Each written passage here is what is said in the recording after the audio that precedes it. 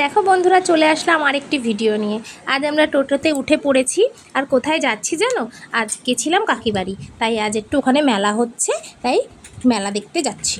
দেখো চলে আসলাম, নেমে পড়েছি।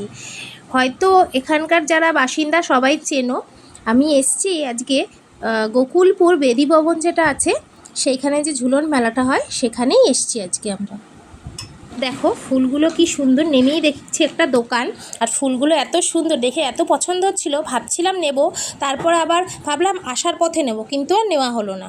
দেখো মেলার বেশ খানিকটা দূরে আমাদের নামিয়ে দিয়েছে, তাই আমাদের হেঁটে হেঁটেই মেলা অবধি যেতে হবে। তাহলে চলো যাই আর তোমাদেরকে দেখাই।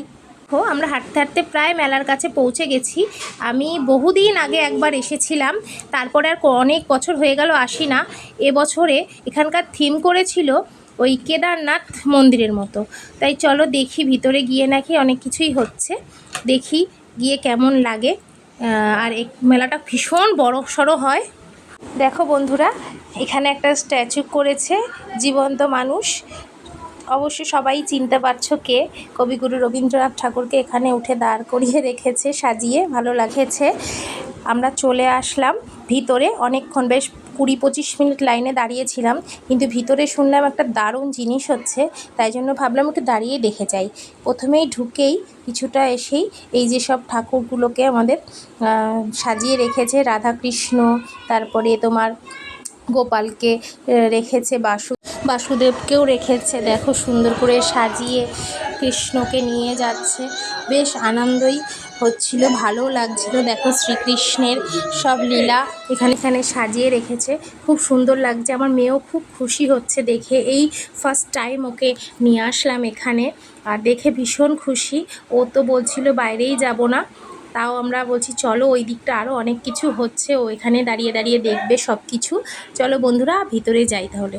বন্ধুরা চলে আসলাম ভিতরে, আর দেখো একটা লাইভ শো হচ্ছে এখানে, দারুণ লাগছিল দেখতে, খুবই ভালো লাগছিল, কিন্তু এত ভিড় ছিল যে কি বলবো, ঠিকমতো ভিডিও করতে পারিনি, একটু একটু করেছি।